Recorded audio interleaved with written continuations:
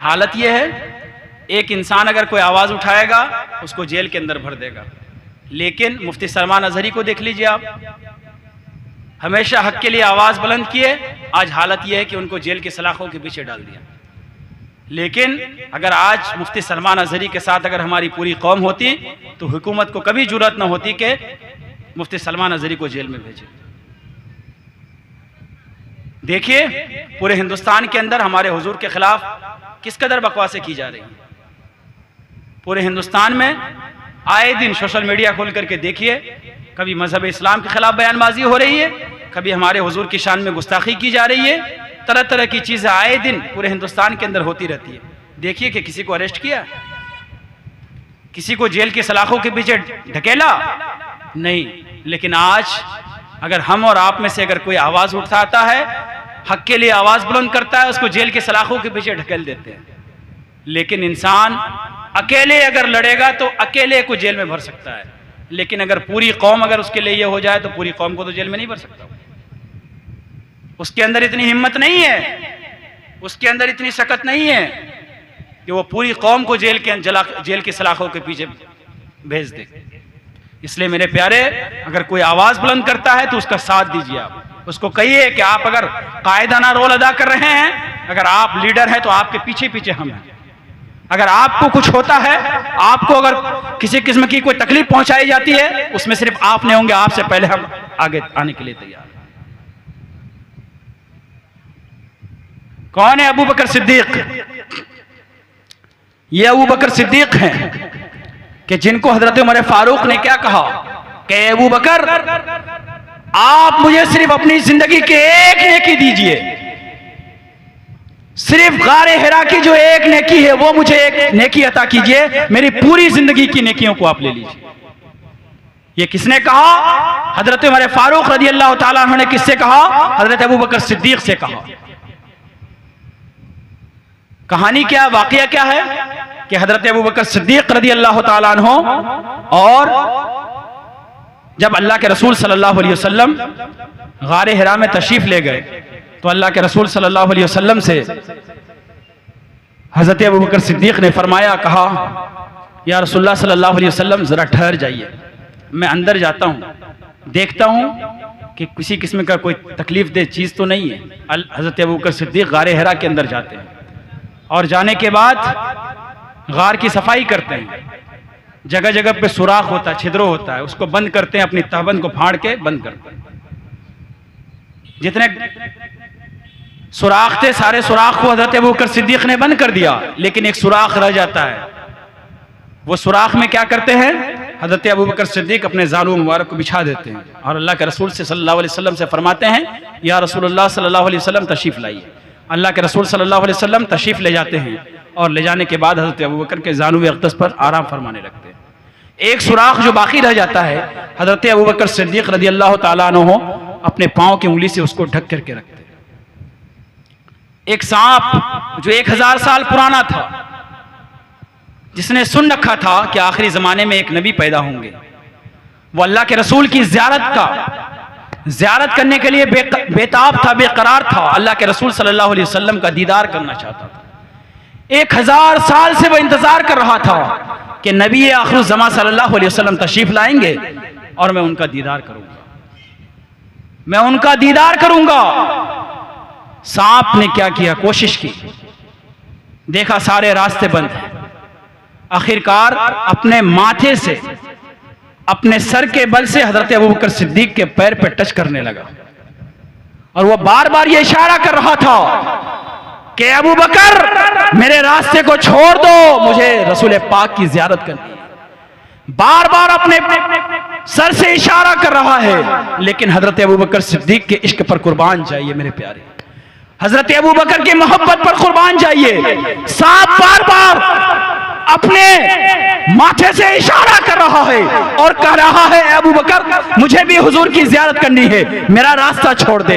हजरत अबू बकर सिद्दीक की मोहब्बत पर कुर्बान जाइए। हजरत अबू बकर सिद्दीक अपना पैर नहीं हटा रहे हैं, इसलिए कि अगर पैर उठाएंगे अल्लाह के रसूल सल्लल्लाहु अलैहि वसल्लम जो आराम फरमा रहे हैं, अल्लाह के रसूल सल्लल्लाहु अलैहि वसल्लम की नींद में खलल वाक़ हो जाएगा। आखिरकार वो सांप जो 1000 साल से नबी की जियारत के लिए बेताब था, वो सांप जो 1000 साल से नबी के दीदार के लिए बेचैन था, बेकरार था, आखिरकार उसने हजरत अबू बकर सिद्दीक के पैर को डस लिया। हजरत अबू बकर सिद्दीक उसके सांप ने डसा लेकिन अपने पैर को नहीं हटा रहे हैं, पूरा जहर उनके पूरे जिस्म के अंदर फैल गया।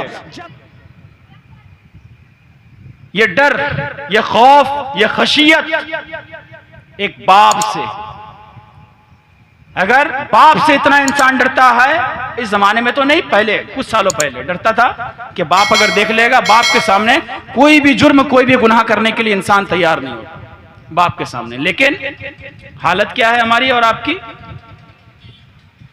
हम लोग सही मानों में इस पर यकीन नहीं है कि अल्लाह हमें देख रहा है। अगर अल्लाह के ये यकीन होता हमारे दिलों में कि अल्लाह हमें देख रहा है, तो आज हम लोग जिस गुनाहों में मुलव्विस हैं और जो गुनाह हम कर रहे हैं, वो गुनाह करने से पहले हमारे हाथ कांपते, वो गुनाह करने से पहले हम बाज आ जाते कि नहीं, मैं ये गुनाह नहीं करूंगा, इसलिए कि कोई देखे ना देखे लेकिन मेरा परवरदिगार देख रहा है, कोई देखे ना देखे मेरा अल्लाह अज़्ज़ व जल देख रहा है। इसलिए कि अल्लाह खुद कुरान पाक में इरशाद फरमाता है, ला ताखुज़ुहु सिनतुम वला नौम, कि अल्लाह की जात वो जात है कि जिसे न नींद आती है न ऊंघ आती है। आप रात के 12 बजे उठ के अल्लाह की बारगाह में फरियाद करें, अल्लाह आपकी फरियाद सुनेगा। रात के 1 बज रहे हो, पूरी दुनिया सो रही हो, आप उठकर अल्लाह की बारगाह में फरियाद करें, अल्लाह आपकी फरियाद रसी करेगा। रात के 2 बज रहे हो, जब पूरी कायनात सो रही हो, आप फरियाद करें, ए अल्लाह, ए अल्लाह। आप अल्लाह की बारगाह में जो कुछ भी फरियाद करेंगे, अल्लाह आपकी फरियाद रसी करेगा। आप जो कुछ भी अल्लाह से मांगेंगे, अल्लाह आपकी फरियाद को पूरी करेगा। अल्लाह से आप जो भी मांगेंगे अल्लाह आपको देगा, इसलिए कि इंसानों को नींद आती है। कुरान ने अल्लाह के बारे में इरशाद फरमाया, अल्लाह को ला ताखुज़ुहु सिनतुम वला नौम, कि अल्लाह की जात वो जात है कि जिसको न नींद आती है न ऊंघ आती है।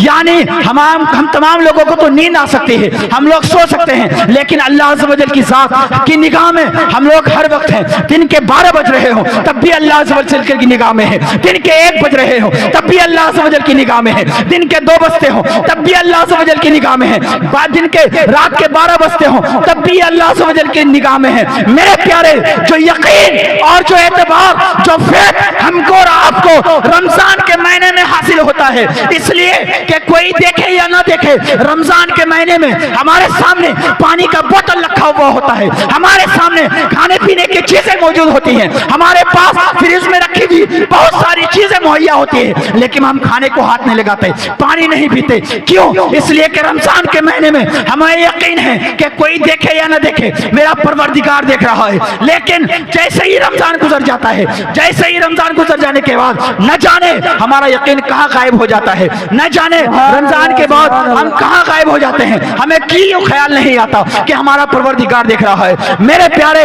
आपको और हमको वही यकीन पैदा करने की जरूरत है जो यकीन हमें रमजान के महीने में हासिल होता है, इसलिए कि मौत का कोई ठिकाना नहीं है, मौत का कोई भरोसा नहीं है। एक नबी है, उन्होंने कहा, इज़राइल, जब तुम मेरी रूह कब्ज करने के लिए आना तो आने से पहले मुझे बाखबर कर देना, आने से पहले मुझे बता देना। उसने कहा, हाँ हाँ ठीक है, मैं आपको बता दूंगा। आने के बाद कुछ सालों का अरसा गुजर जाता है और गुजर जाने के बाद अचानक वो रूह कब्ज करने के लिए आते हैं, पूछते हैं तुम कौन हो? कहा कि मैं तुम्हारी रूह कब्ज करने के लिए आया हूँ। कहा तुमने तो वादा किया था, मैंने तुमसे तो कहा था कि मेरी रूह कब्ज करने के लिए जब भी आना उससे पहले मुझे बता देना, उससे पहले मुझे इत्तला देना, उससे पहले मुझे खबर देना कि मैं आपकी रूह कब्ज करने के लिए आया हूँ, ले आ रहा हूँ। लेकिन उससे पहले तुमने तो कोई खबर नहीं दी, उससे पहले तुमने तो कुछ नहीं बताया, तुम अचानक क्यों आ गए? तुमने अपना वादा पूरा क्यों नहीं किया? तो वो कहने पर मजबूर होंगे, कहेंगे हाँ मैंने आने से पहले आपको बताया था, मैंने आने से पहले आपको खबर दी थी, मैंने आपसे आने से पहले आपको बताया था। कहता नहीं, तुम तो नहीं आए। कहा कि सुनो सुनो, ये बताइए कि आपके दाढ़ी के बाल सफेद नहीं हो गए? हाँ हाँ, ये बताइए कि आप चलते हुए लड़खड़ाते नहीं हैं? आप ये बताइए कि क्या आपको देखते हुए आपकी आंखों में खम नहीं आ जाता? कहता हाँ। कहा यही तो आपकी मौत की निशानी तो और क्या है? यही तो एक शख्स हजरत उमर फारूक के दरबार में बैठा हुआ था, उन्होंने अचानक ये आवाज लगाई, या उमर ला तंसा मौतक, ए उमर अपनी मौत को मत भूलना, ए उमर अपनी मौत को मत भूलना।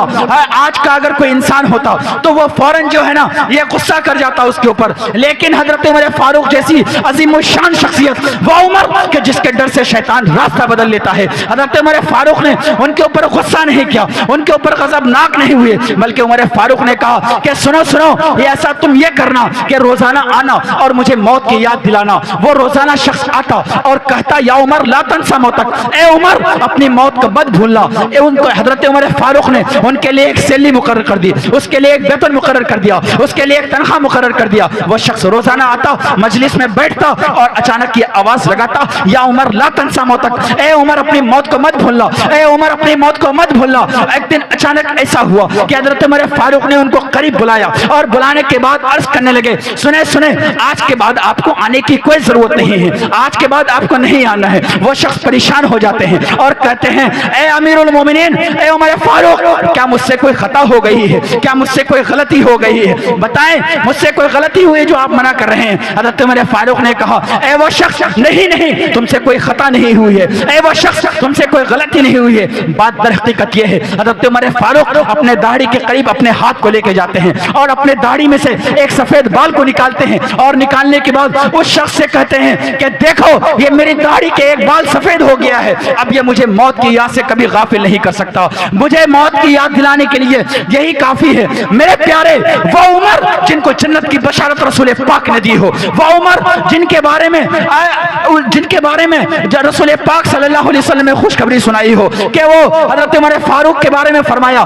कि 10 सहाबी ऐसे हैं जिनको अल्लाह के रसूल ने जन्नत की बशारत दी, उनमें से एक सैयदना उमर फारूक है। जन्नत की तलब सबको है, जब उनको जन्नत हासिल है उसके बावजूद भी हजरत उमर फारूक रज़ी अल्लाह तआला अन्हु की खशियत का आलम यह है, अल्लाह से खौफ का आलम यह है, अल्लाह से डर का आलम यह है कि जब वो नमाज में खड़े होते तो अल्लाह की खशियत से, अल्लाह के खौफ से, अल्लाह के डर से वो कांपा करते थे, वो हर वक्त थरथराया करते थे। वही वो उमर है कि हजरत उमर फारूक रज़ी अल्लाह तआला अन्हु एक रास्ते से गुजर हो रहा है, एक शख्स शराब की बोतल लेके आ रहा है, वो हजरत उमर फारूक पर नजर पड़ती है, वो शख्स थरथरा जाता है और अल्लाह की बारगाह में दुआ करता है और कहता है, ये बारे लो, ए पाक परवरदिगार, ए खल्ला के कायनात, आए मालिक व मौला, आज उमर के कहर से बचा ले, आज के बाद मैं कभी शराब को हाथ नहीं लगाऊंगा। उसके बाद हजरत उमर फारूक आगे बढ़ते हैं, वो शख्स भी आगे आता है और आने के बाद अपने हाथ को पीछे तरफ छुपाया हुआ है। हजरत उमर फारूक पूछते हैं, ए शख्स बता तुम्हारे हाथ में क्या है, तुम अपने पीठ के पीछे क्या छुपा के रखे हो? वो कहा, यह कुछ नहीं है, बल्कि देखिए ये दूध का बोतल है। वो जैसे ही अपने हाथ को पीछे से आगे की तरफ लेके आते हैं, वो वाकईतन वो शराब का बोतल दूध की बोतल में तब्दील हो गया, इसलिए कि जब उस शख्स ने बारगाह इलाही में सच्चे दिल से तौबा की तो रहमत खुदाबंदी जोश में आई और हजरत जिब्राइल को हुक्म दिया कि जिब्राइल जाओ, मेरा एक बंदा दुनिया में मेरे खौफ से, मेरी खशियत से, मेरे डर से सच्चे दिल से उसने तौबा किया है, जाओ उसके शराब की बोतल को सिरके में तब्दील कर दो। तो जब मेरा वो रब जो शराब की बोतल को सिरके में तब्दील कर सकता है, अगर हम और आप अगर सच्चे दिल से अपने रब की बारगाह में अगर अपने गुनाहों से तौबा करें तो क्या हमारी तौबा हमारा रब कबूल नहीं करेगा? क्यों नहीं करेगा? जरूर तौबा कबूल करेगा। कल कयामत का दिन होगा, जहन्नम की भड़कती हुई आग आएगी, चाहेगी कि मुसलमानों को अपने लपेट में ले ले। इतने में हजरत जिब्राइल आएंगे और आने के बाद एक प्याला पेश करेंगे, रसूल पाक के हाथ में एक प्याला थमाएंगे, अर्ज करेंगे, या रसूल अल्लाह, इस प्याले के अंदर जो पानी है उस पानी को उस आग की तरफ मारिए। अल्लाह के रसूल सल्लल्लाहु अलैहि वसल्लम उस प्याले के पानी को उस आग की तरफ फेंकेंगे और जैसे ही अल्लाह के रसूल सल्लल्लाहु अलैहि वसल्लम उस पानी के प्याले से उस प्याले से जब आग की तरफ फेंकेंगे तो वो आग फौरन बुझ जाएगी। अल्लाह के रसूल अब पूछेंगे, ए जिब्राइल बताओ ये इतना पावरफुल पानी कौन सा है? ए जिब्राइल बताओ ये इतना ताकतवर पानी कौन सा है? तो तो हजरत जिब्राइल अर्ज करेंगे, या रसूल अल्लाह सल्लल्लाहु अलैहि वसल्लम, जब कल वो आपकी उम्मत दुनिया के अंदर जब अल्लाह की खशियत से, जब आपकी उम्मत दुनिया के अंदर अल्लाह के खौफ से, जब आपकी उम्मत दुनिया के अंदर अल्लाह के डर से जब रोती थी, तो मैं उनके आंख के आंसू को जमीन पर गिरने नहीं देता था, बल्कि उनके आंख के आंसुओं को जमीन पर गिरने से पहले मैं उठा लिया करता था। मैं आपकी उम्मत में से जो भी खौफ इलाही में, खशियत इलाही में अल्लाह के डर से रोया करती थी, उसके पानी को मैं जमीन पर गिरने नहीं दिया, बल्कि जमीन पर गिरने से पहले महफूज कर लिया। यही वो पानी है मेरे प्यारे। आज अगर हम और आप इस जश्न रहमतुल आलमीन के मौके पर अपने दिल में ये पक्का अहद करें, अपने दिल में एक पक्का वादा करें कि ऐ अल्लाह, आज के बाद जितने गुनाह हुए हैं मौला, हो गए हैं, मैं सारे गुनाहों से आज के इस नूरानी इजलास से, आज के इस जश्न रहमतुल आलमीन कॉन्फ्रेंस से मैं अपने सारे गुनाहों से तौबा करता हूँ। नबी अकरम सल्लल्लाहु अलैहि वसल्लम के विलादत बासादत के इस माह मुबारक से, ये इस जलसे से मैं याद करता हूँ, या मौला अब मेरी जो भी आने वाली जिंदगी होगी वो सुन्नत रसूल के मुताबिक जिंदगी गुजरेगी। आज के बाद जो हमारी आने वाली जिंदगी होगी वो नमाजों में गुजरेगी। आज के बाद जो हमारी आने वाली जिंदगी गुजरेगी वो अकले हलाल में गुजरेगी। आज के बाद हमारी जो जिंदगी आने वाली गुजरेगी वो सिद्क़े मकाल से गुजरेगी। मैं आज के बाद ये वादा करता हूँ कि किसी मुसलमान को तकलीफ नहीं दूंगा। मैं आज वादा करता हूँ कि किसी मुसलमान को तकलीफ नहीं दूंगा। आज मैं वादा करता हूँ कि किसी मुसलमान को परेशान नहीं करूंगा। मैं आज वादा करता हूँ कि आज के बाद मैं किसी मुसलमान का नाहक माल मारकर नहीं खाऊंगा। इस जलसे से, इस कॉन्फ्रेंस से यह अहद करके उठिए, इसलिए कि मेरे प्यारे आज दुनिया के अंदर जो हालात है, मुसलमानों के साथ जो ये सोतेलापन किया जा रहा है, मुसलमानों के साथ ये जो दोगलापन कर रही है आज की हुकूमत चाहती है कि आपको आपके मसाजिद से, आज की हुकूमत चाहती है कि आपको आपके मसाजिद से, आपके मदारिस से, आपके मकातिब से, आपके कब्रिस्तान से दूर करे। इसलिए वो वक्फ अमेंडमेंट वाली बिल लेके आना चाह रही है। उनका मकसद कोई अच्छा मकसद नहीं है, वो उनके साजिश कोई अच्छी साजिश नहीं है। इसलिए कि 3-4 दिन पहले मैंने दिल्ली के अखबार में पढ़ा कि हालत यह है कि एक लड़का है, उसके बाप की लाश घर में रखी हुई है, लेकिन उसके पास इतनी जमीन मुयस्सर नहीं है, उसके पास इतनी जमीन नहीं है कि वो अपने बाप को दफन कर सके। वो बच्चा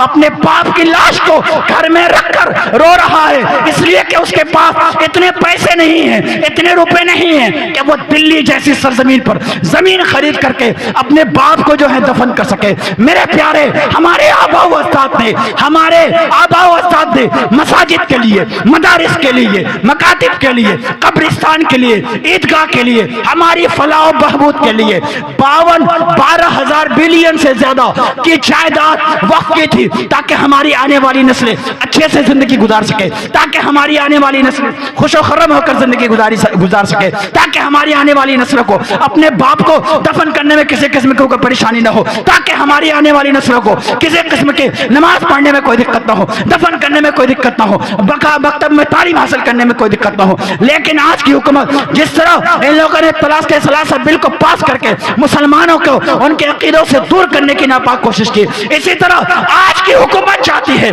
कि मुसलमानों को उनके मसाजिद से रोक दिया जाए, मुसलमानों को उनके मकातिब से रोक दिया जाए, मुसलमानों को उनके मसाजिद, मकातिब, कब्रिस्तान, ईदगाह से रोक दिया जाए। एक वक्त ऐसा आएगा कि हम लोगों को मस्जिद में नमाज पढ़ने के लिए उनसे परमिशन लेनी पड़ेगी। एक वक्त ऐसा आएगा कि कब्रिस्तान में दफन करने के लिए हमें उनसे इजाजत लेनी पड़ेगी। एक वक्त मुसलमानों के साथ ऐसा आने वाला है कि मदारिस में पढ़ने के लिए उनसे परमिशन लेनी पड़ेगी। नहीं मेरे प्यारे, उठो मुसलमानों, अपने खून के ताकत को दिखाओ। मैं ये नहीं कहता कि आप जाकर के किसी के घर को फोड़ो, मैं ये नहीं कहता कि आप जाकर किसी को तकलीफ पहुंचाओ, इसलिए कि मजहब इस्लाम इस चीज की इजाजत नहीं देता। मैं आपसे कहना चाहता हूँ, उठो नौजवानों, बेदार हो जाओ, अपने हक की लड़ाई लड़ो। हर हुकूमत हिंद को ये कहो कि हम मुसलमान जो है इतने लाचार नहीं है, हम मुसलमान इतने मजबूर नहीं है, हम मुसलमान इतने बेबस नहीं है। आज भी हमारे खून में गर्मी है, हम भी आज भी अपने हक की लड़ाई लड़ना जानते हैं। अगर तुम हमारी जायदाद के साथ खिलवाड़ करोगे, अगर तुम हमारे मसाजिद के साथ खिलवाड़ करोगे, अगर तुम हमारे मकातिब के साथ खिलवाड़ करोगे, अगर तुम हमारे मदारिस के साथ खिलवाड़ करोगे,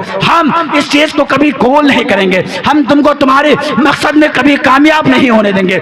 इसलिए कि मुसलमान तो वो है कि जब रसूल पाक सल्लल्लाहु अलैहि वसल्लम ने शबे ज़ुफ़ाफ़ है, सुहाग रात है, जब इरशाद फरमाया कि चलो जंग के मैदान में निकलना है, सहाबे किराम रिज़वानुल्लाह ताला अलैहिम अजमईन ने यह न देखा कि आज मेरी शबे ज़ुफ़ाफ़ है, यह न देखा कि आज मेरी सुहाग रात है, आज बीबी से मिलने की पहली रात है, मैं जंग में नहीं जाऊंगा, मैं जिहाद करने के लिए नहीं जाऊंगा। जैसे ही हमारे रसूल ने हुक्म दिया कि चलो जिहाद पे निकलना है, जैसे ही हमारे रसूल ने हुक्म दिया कि चलो जंग पे निकलना है, तो उसी वक्त फौरन तैयार हो गए। कहे अपनी बीवी से ये कहने लगे कि अगर अल्लाह ने हयात रखी, जंग से अगर सही व सालिम बच के आ गया तो दोबारा मिल लेंगे, लेकिन आज अल्लाह के रसूल का बुलावा आया है। ए उम्मत मुस्लिमा, आज मजहब इस्लाम तुमसे मुतालबा कर रहा है कि किसी के जान मारने की बात नहीं कर रहा हूं मैं, किसी के माल छीन की बात नहीं कर रहा हूं मैं, किसी को तकलीफ देने की बात नहीं कर रहा हूं, बल्कि आज अपने हक के लिए लड़ाई लड़ो। आपके आबा व अजदाद ने जो जमीन आपकी फलाह और बहबूद के लिए वक्फ किया है, आपके आबा व अजदाद ने जो जमीन आपके फ्यूचर में आसानी के लिए वक्फ किया है, उसके लिए लड़ाई करो, उसके लिए आप उठो, उसके लिए आवाज बुलंद करो। इसीलिए तो किसी शायर ने क्या खूब कहा कि चलो कि माना के मुकद्दर की इजाजत भी जरूरी है, चलो माना के मुकद्दर की इजाजत भी जरूरी है, मगर मंजिल को पाना है तो मेहनत भी जरूरी है। चलो माना कि मुकद्दर की इजाजत भी जरूरी है, मगर मंजिल को पाना है तो मेहनत भी जरूरी है। और हवा जब तक हवा है तब तक दोस्ती रखना, हवा जब तक हवा है तब तक दोस्ती रखना, और हवा जब आंधी बन जाए तो बगावत भी जरूरी है, हवा जब आंधी बन जाए तो बगावत भी जरूरी है। मेरे प्यारे, कब तक हम लोग सोते रहेंगे? कब तक गोश्त बिरयानी इन चक्करों में? कब तक? अपनी आने वाली नस्लों के बारे में तो सोचिए, सोचिए सहाबा ने क्या किया और आज हम और आप क्या कर रहे हैं। हमने अपने बच्चों को दिया ही क्या है? कितने की बैंक बैलेंस छोड़ के जाएंगे हम और आप? कितने साल तक आपका बच्चा खाएगा?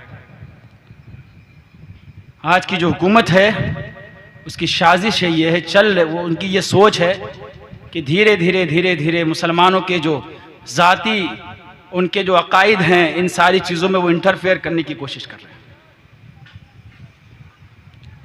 उनकी यही साजिश है, वो कोशिश कर रहे हैं कि ऐसे तो कुछ नहीं कर सकते, चलो कुछ ऐसी चीज़ें लेकर के आओ कि मुसलमान खुद घुटना टेकने पर मजबूर हो जाए। लेकिन हम और आप क्या कर रहे हैं? ख्वाब खरगोश की तरह सो रहे हैं, अपना हक लेना नहीं जानते, अपना हक लेना हम लोग नहीं जानते। ये हमारा अपना जाती है हमारा वो, इसलिए कि हमारे आबा व अजदाद की मिल्कियत है, हमारे आबा व अजदाद ने हमारे लिए वक्फ किया है, उनके लिए नहीं। लेकिन आज हम और आप क्या कर रहे हैं? ख्वाब गफलत में सो रहे हैं। मेरे प्यारे, बेदार हो जाइए, जाग जाइए और अपने हक की लड़ाई लड़िए। आप पुरअमन तरीके से एहतजाज कीजिए, पुरअमन तरीके से। किसी के साथ लड़ाई नहीं करनी है, तोड़फोड़ नहीं करनी है, आपको किसी को तकलीफ नहीं पहुंचानी है, बल्कि पुरअमन तरीके से आप हर घर का एक एक फर्द रोड पे जाकर खड़े हो जाए। जब हुकूमत का कोई फर्द आपसे पूछे कि आप लोग क्यों रोड पे खड़े हो, तो उनसे आप कहिए कि हम अपने हक के लिए खड़े हैं, हम अपने जायज़ हक के लिए खड़े हैं, इसलिए कि हुकूमत को कोई हक नहीं पहुंचता कि वो हमारी जायदाद पे नाजायज़ कब्जा करे।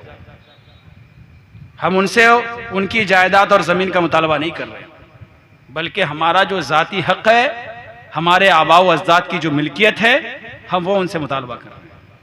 ये पुरअमन तरीके से एहतजाज दर्ज कराइए।